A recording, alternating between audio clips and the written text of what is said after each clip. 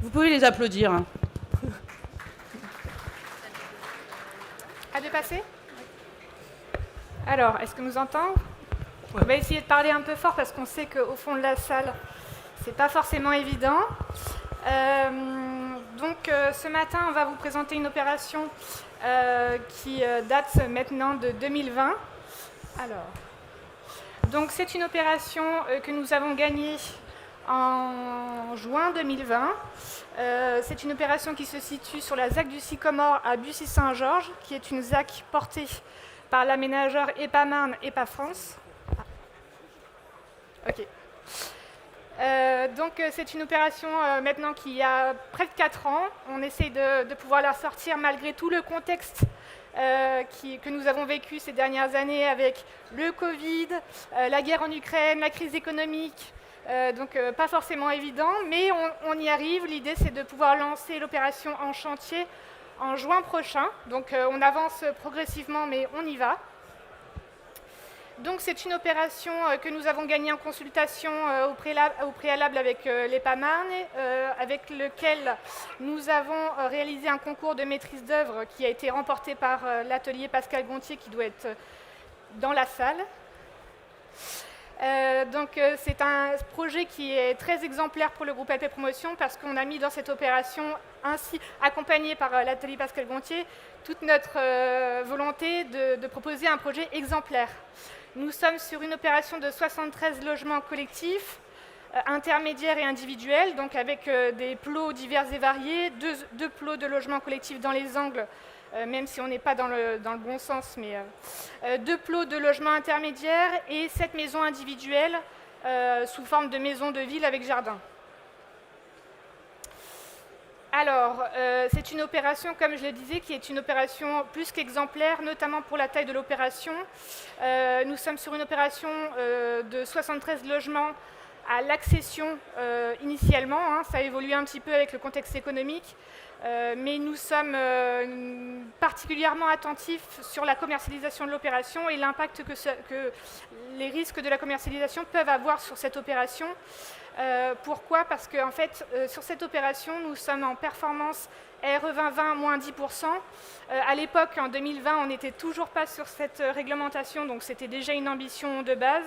4 ans après, nous sommes toujours sur cet objectif, même si forcément les exigences évoluent au fur et à mesure des années.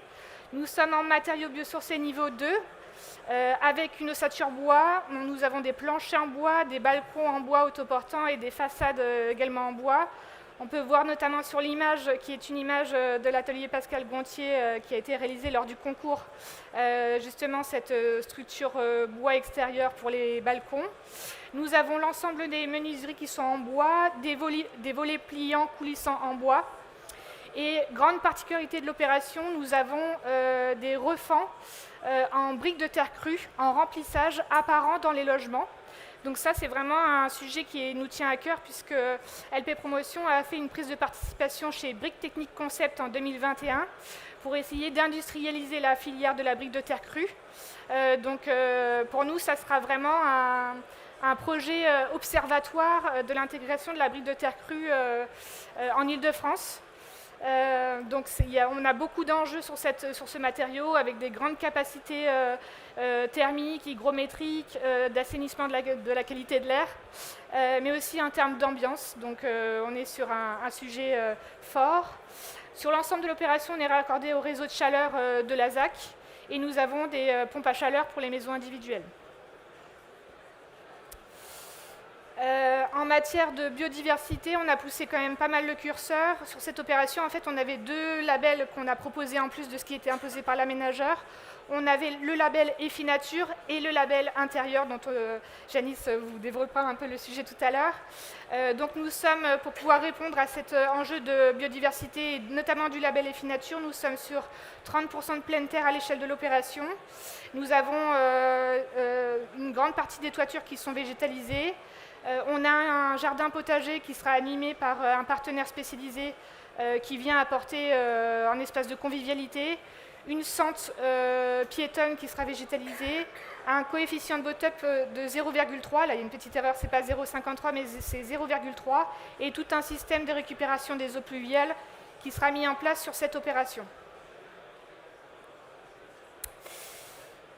En matière de label, nous sommes aussi en NF Habitat HQE très performant, il me semble. Et nous mettons en œuvre le label intérieur qui est également pour nous une nouveauté dans nos opérations exemplaires. On a mis des petites illustrations qui avaient été faites par l'agence au moment du concours pour venir un petit peu animer, mais ça permet de voir un petit peu la qualité des espaces que proposeront les logements sur l'opération. Et je vais laisser la parole à Janice. Tu zappes là ? Yes. Alors, bonjour à tous. Donc, je viens vous parler du label intérieur, qui est un label de valorisation de la qualité de l'air intérieur dans la construction neuve. Je vous ai mis quelques chiffres clés pour que vous vous rendiez compte un petit peu de l'importance du sujet de la qualité de l'air intérieur. En fait, on n'y fait pas trop attention parce que l'air, c'est pas visible, c'est gratuit, c'est insaisissable, c'est bien souvent inodore. Donc on a un petit peu tendance à l'oublier. On fait tous maintenant très attention à ce qu'on mange, très attention à ce qu'on boit, mais très peu à ce qu'on respire, alors que l'air est extrêmement fragile. Donc il y a encore beaucoup de travaux à mener sur le sujet de la qualité de l'air intérieur. Il faut savoir quand même qu'on a eu une succession de RT qui ont demandé toujours plus de performance énergétique, c'était important, mais qui a demandé du coup beaucoup plus d'étanchéité à l'air sans pour autant faire un point sur la ventilation, qui a une réglementation assez obsolète et qui très souvent est défaillante au moment de la réception d'un bâtiment. Donc nous, à travers le label, on propose une solution face à cet enjeu. On a essayé de construire un label qui se veut assez simple et pragmatique. Le but, c'est de limiter les sources de pollution intérieure et d'évacuer au mieux la pollution intérieure avec la ventilation et l'aération. On a aussi mis une grande part de notre label sur la sensibilisation des différents intervenants pour faire en sorte de mieux faire ensemble, de faire monter en compétence tout le monde. Alors, comment ça s'organise ? L'opération qui est labellisée s'appelle SECO, elle est portée par la maîtrise d'ouvrage qui est ici présente, LP Promotion. Il y a aussi l'organisme de labellisation que je représente aujourd'hui, qui est Imolab, du coup qui est détenteur de la marque intérieure. Et enfin, il y a l'AMO Intérieur. L'AMO Intérieur, c'est un partenaire d'Imolab qui est engagé dans un processus d'agrément et qui va accompagner le maître d'ouvrage durant tout le cycle de vie du bâtiment jusqu'à la réception et même un petit peu au-delà. L'AMO Intérieur qui est accompagné sur le projet, c'est le bureau d'études ECOIA à travers Mathieu Texier. Alors, ça, c'est les 4 thématiques techniques du référentiel. On a un thème transversal qui se veut être la sensibilisation des différents intervenants. Ensuite, on a un thème qui en découle, qui est l'intégration du bâtiment dans son environnement immédiat. Et enfin, 2 thèmes techniques, un qui fait un focus sur les équipements, produits et matériaux de construction, et un qui fait un focus sur la ventilation. Donc, qu'est-ce qu'on va faire concrètement sur le projet ? Donc, le thème 1, le but, c'est vraiment de susciter une prise de conscience collective de l'importance de prendre en compte le sujet de la qualité de l'air intérieur. Donc on sensibilise absolument tout le monde, le maître d'ouvrage, l'architecte, les entreprises de travaux, les futurs occupants et le futur gestionnaire. Donc qu'est-ce qui a été fait à ce jour ? On en est encore à la phase conception du projet. Donc l'AMO Intérieur a provoqué une réunion auprès de toute l'équipe de conception pour rappeler toutes les exigences du label intérieur qui vont s'imposer sur le projet. S'en suivra ensuite, en cours de chantier, en phase exécution, il y aura une réunion de sensibilisation qui sera faite auprès des entreprises pour leur rappeler les enjeux, leur rappeler également les bonnes pratiques à adopter pendant tout le long du chantier et également tous les autocontrôles à nous remettre en fin de chantier, parce qu'il y en a pas mal. La charte chantier qualité de l'air intérieur que l'on mentionne, c'est un document qui doit être signé par les entreprises, qui leur rappelle sur un document très simple, très basique, par lot, ce que chaque lot doit faire et à quel moment. Il y a également tout un tas d'affiches de vulgarisation qui seront à disposer sur le chantier, toujours pareil, pour ressasser, pour rappeler les enjeux, pour que tout le monde ait en tête qu'il y a un label qui est visé et qu'il va falloir faire un peu mieux que d'habitude. Et à la toute fin, en phase de livraison, le maître d'ouvrage distribuera à chaque usager un guide de bonne pratique, le but étant de pérenniser la démarche dans le temps.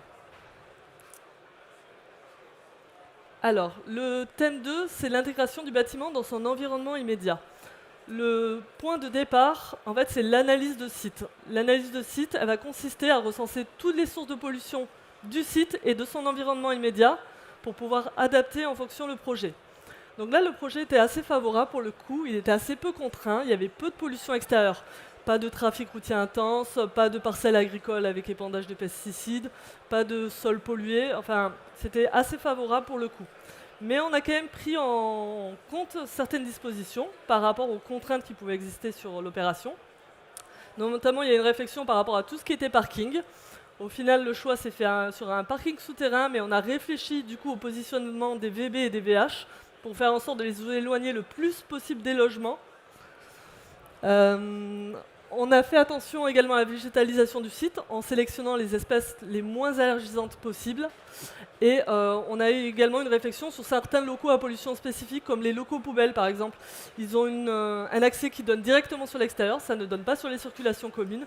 Et il y a une ventilation mécanique qui est imposée sur ce type de local. Et enfin, il y a eu toute une réflexion qui a été faite sur la thermique d'été. Pour quelles raisons? Parce qu'en fait, quand il y a une surchauffe du bâtiment, il y a un risque de dégazage plus intense des matériaux, donc de dégradation de la qualité de l'air intérieur. Donc c'est pour ça, une simulation thermique dynamique a été menée et on a pris en compte le fait qu'il y avait un déphasage thermique qui était amené par les isolants biosourcés, les surchauffes estivales également avec les refends en briques de terre crue amènent un peu d'inertie, ce qui était favorable. Dans le thème 3, c'est assez simple, on va dire. On fait un gros focus sur tout ce qui est étiquetage des matériaux pour qu'ils émettent le moins possible.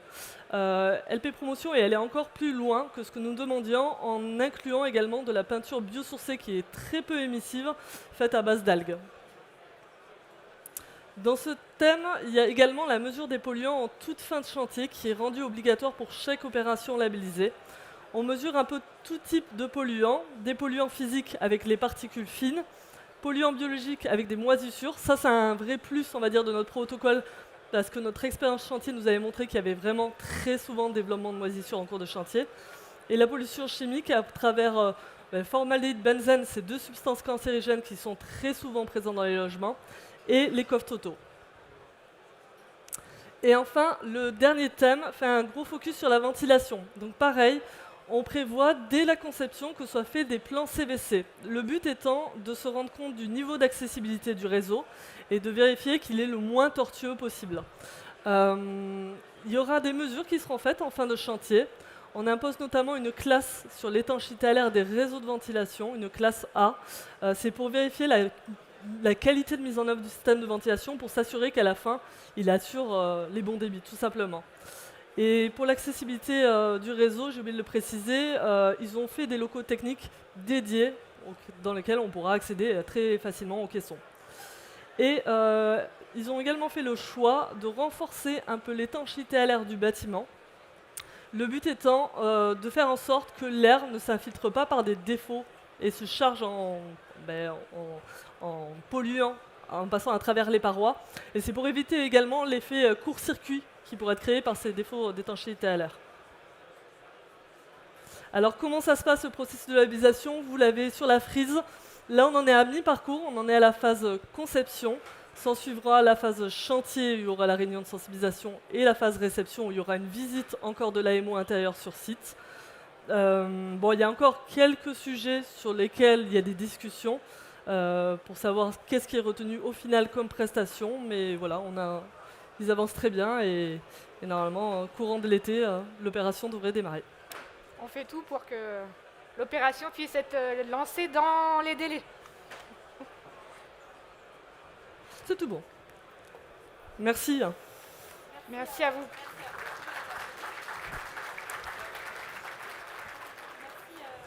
Merci beaucoup. Écoutez, je propose d'avoir quelques questions peut-être dans la salle. Oui, monsieur. Alors, levez-vous. Une petite demoiselle va vous apporter un micro. Merci beaucoup. Bonjour, Louis Hottevard de la société Isoemp. Donc, on est producteur de blocs de béton de chanvre sec. Justement, vous parlez de matériaux biosourcés, de confort d'été, de déphasage, d'inertie. Aujourd'hui, quels sont les matériaux que vous utilisez dans ce programme?